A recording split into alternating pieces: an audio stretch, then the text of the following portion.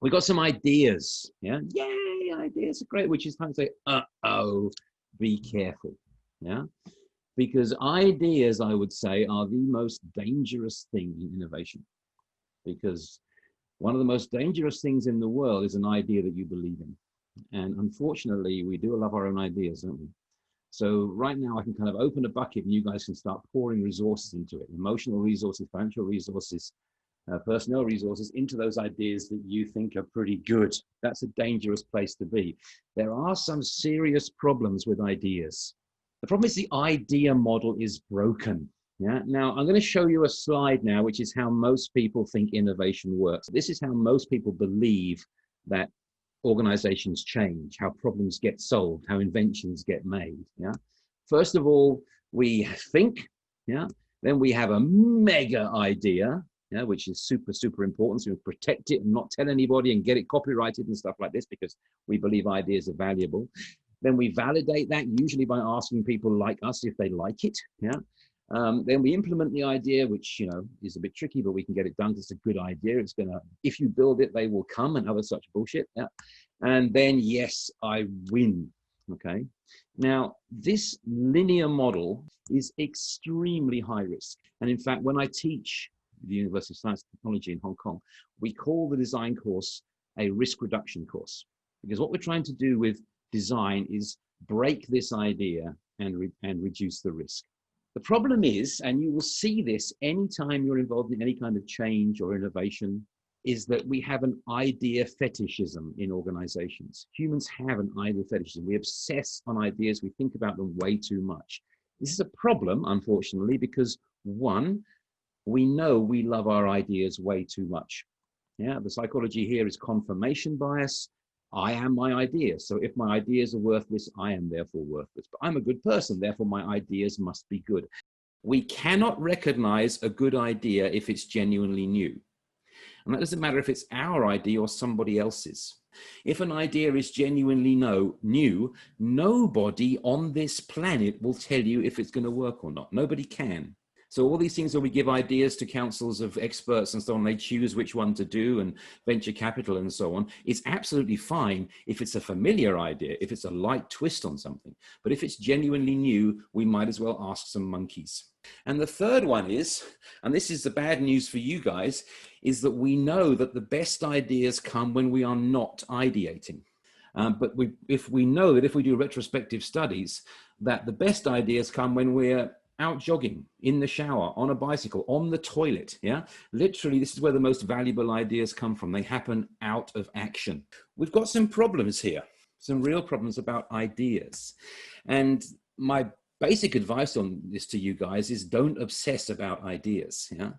Chris just quoted this one back to me. If you only do two things in service design, do research and prototyping. And although my favorite is prototyping, if you only do one thing, do research. Get out of the building. Get your bosses out of the building. Get them in contact with the real users and customers. It will revolutionize everything which happens after that. This knowledge that ideas are not very important will not make you popular. This is you. Yeah, these are your colleagues around you. I have an idea. Well, I have an idea. Well, I have an idea. And the big boss has an idea. And you say, well, ideas are not so useless. We should do some research and prototyping.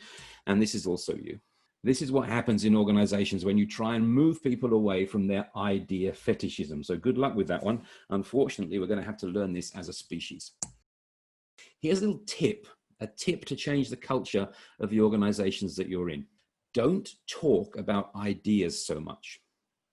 Shift your language and shift your focus to talk about insights. What experiments are we doing? Yeah, so it's a shift from talking about ideas and visions towards talking about insights and about experiments. In other words, talking about research and prototyping. Generally speaking, the less they talk about ideas, the more mature they are in the innovation practice. So it's all about getting out of idea space fast and moving as fast as we can into research or prototyping activities. Never ever have one idea. Another language tip here is if you find people saying, which one do we take? Which one do we implement?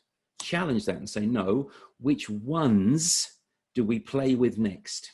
Because it's through messing around with these things that we will find out, well, maybe the statement that we made was actually the wrong problem.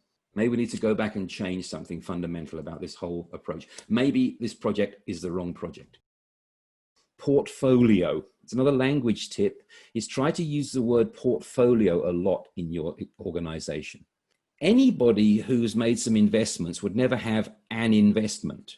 You have an investment portfolio. You have some high risk, some low risk, some long term, some short term. And it's the same with ideas. A portfolio of experiments, prototypes, a portfolio of insights. This is about having a balanced strategic approach to ideation. What I'm going to ask you to do is take the ideas that you have. If your ideas are not very concrete yet, I'd like to ask you to make sure they are concrete before you put them into this portfolio. I've got a few here, which I've prepared for you guys. And these are about how can we make Adam slimmer. So our problem is that Adam is a very chunky chap. He was chunky before Corona. He's got even chunkier after Corona or during Corona. So how could we make Adam slimmer? How could we help him? First of all, as a team, you grab any idea. So let's take that one. Get Adam in another Fitbit. Doesn't matter which idea it is, dump it in the middle. And whoever has that idea gets 20 seconds to explain it. Now we're going to work through our other ideas. And I've got a little ritual for this one. Yeah. The first thing is the person who owns the idea, yeah, drags it down here into this red box, which is called the box of judgment. Okay, and when an idea goes into the box of judgment, it means we're going to look at this idea and only this idea for now. And then the rest of you can discuss two questions around that. The first question is, how impactful would that be on the challenge? Well, if we put Adam in a sack and we tied the knot, this would be very impactful. So we're going to be way up here somewhere. But how feasible is that? Well, to be honest, it's not very feasible. Adam has to go to work. He has to go to the toilet, things like this. So putting Adam in a sack is very low feasibility. It would be great, but unfortunately, it's not. Make it illegal to sell Adam chocolate or ice cream, especially if he's drunk or crying. And, well, this one is probably super effective, but really, really hard to do because we have to make that a law. And that's, you know, how easy is that? It's really hard to get laws passed about one person. So probably you're going to want to say, because we're never going to handle one idea anyway, which 2 or 3 would be an interesting strategic group to take forward. So we don't want 3 ideas that are too similar, for example. That would be a waste of time. Let's take one to represent all those and one very different one and one longer term one and one that's more difficult, one that's more easy. Yeah. So you get a real conversation in front of this tool about which ones you take forward. Remember, when you're doing this kind of stuff, you don't have time to make good decisions. You have to make snap decisions. That's okay for now because we are not in a linear path. Now, let's get this straight, okay? First of all, you can prototype anything. You can prototype services. It's not difficult. Yeah? Not just physical things like devices and so on. Anything can be prototyped, but sometimes you might need several prototypes to illuminate one idea. A prototype, what we're going to build now, is not a pitch. It's not a proposal, and it's not a presentation. It's a learning experiment. And prototyping is not about working on a thing until you get it right. It's not validation or tweaking of a thing. We are learning. It's about understanding the space better and developing better questions. So your prototype might tell you that we're working on the wrong problem. So there are 3 reasons that we do prototype. So it's not only for exploration. We can explore, we can also evaluate things, that's later down the road, and we can also use them to communicate within the team and outside the team. So they can be used within a presentation, they can be used within a pitch, but in themselves, they're an experiment. At EduJam, we are very, very firmly up here in the explorative prototyping. That's what we're doing. We're figuring things out. We are thinking with our hands, as the guys at IDEO say. Yeah. So remember when you're prototyping today, if you find yourself talking something through, change and play it through instead. Now, prototypes are boundary objects. The nice thing about them is these guys here are building a website using Lego. And the guy at the back is an IT person. So he looks at this prototype and he sees IT issues. The guy on the left is a customer service person. So he looks at this and he sees customer issues. The lady at the front with the blonde hair is a legal person. She looks at the same prototype and she sees legal issues. And they don't need to understand each other's world if they can read the prototype. Remember these principles. Keep it shitty. Be as shitty as you can. Yeah. Hate your prototype. Don't love it. Want it to fail. Want to learn about it by it failing. And focus on, are we learning something?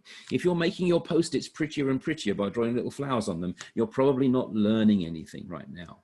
Remember, if you find yourself talking it through, play it through instead. Often when people start prototyping, they decide to prototype the things which they think have the best chance of success. Yeah, that shows linear thinking again. If you're thinking in iteration loops, you wouldn't prototype the things with the best chance of success. You'd prototype the things with the best chance of teaching you something. So which of these, when you prototype them, will help you learn more about the whole problem that you're dealing with? Not whether your idea works or not, because I guarantee it, your idea sucks. Yeah, it doesn't work, okay? But the next one or the next one or the next one might. So we're still figuring out about this space.